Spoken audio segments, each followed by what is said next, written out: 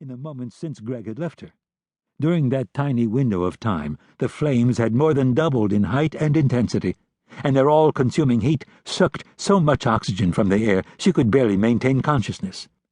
As she neared the doorway, a bedroom window imploded with a loud crash. Hot, broken glass slammed into her upper torso like a shotgun blast, pelting her face, neck, and shoulders with crystals of molten shrapnel. The impact knocked Melanie to her side. She shrieked in pain and instinctively started curling her body into a protective ball. The skin that had once covered her delicate face was gone, and the meat that remained broiled in the heat. That would have done it for Melanie had she been fighting solely for her own life, but she was fighting for Greg and the twins, and she refused to let them down. Melanie shrieked again, this time in anger. She got to her hands and knees, made her way through the doorway, crawled to the base of the stairs, and looked up. The stairwell was an inferno, and the bottom half of the staircase was virtually gone. Melanie's heart sank. She screamed for her family, listened for a response. There was none. Then, as if an angel had whispered it, Melanie had an idea. She got to her feet and made her way to the powder room. She turned on the faucets, soaked the guest towels. She staggered back to the area where the steps used to be. Tapping into her last ounce of strength, she screamed, "Greg!" and flung the towels as hard as she could upward into the rising flames in the direction of the kids' room. Had he heard her? Had he answered? She couldn't tell. Emergency personnel arrived just 4 minutes after the 911 call was logged. Neighbors, hearing sirens, gathered in the street and watched in horror.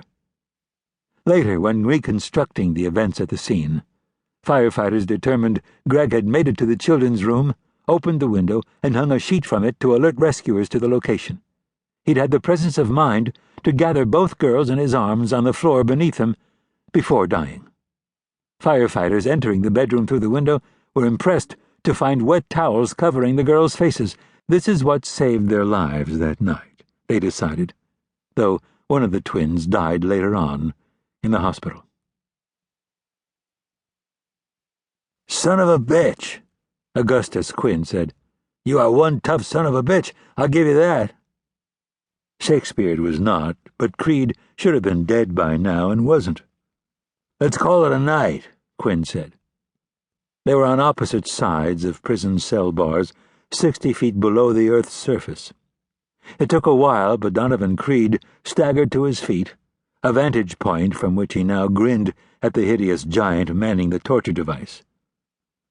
"What was that?" Creed said. 8 seconds? The ugly giant nodded. "Give me 10 this time." "You'll die," Quinn said. Though the two men had worked together for years, Quinn's words had been uttered simply and gave no evidence of warmth or concern. Creed supposed that for Quinn it was all business. Creed had paid his friend to administer the torture, and Quinn was expressing his opinion about continuing. Did he even care if Creed died tonight? Creed thought about that for a minute. The ADS weapon had been created as a countermeasure to the terrorists' practice of using civilians as human shields during the Iraq War. Effective up to a quarter mile, ADS fires an invisible beam that penetrates the skin and instantly boils all body fluids. The idea was simple. You point the weapon at a crowd, flip the switch, and everyone falls to the ground in excruciating pain. You flip the switch off, collect the weapons, and sort out the terrorists. Moments later, everyone is back to normal. Unfortunately, during the testing phase, word got out about soldiers suffering irreversible heart damage and ruptured spleens.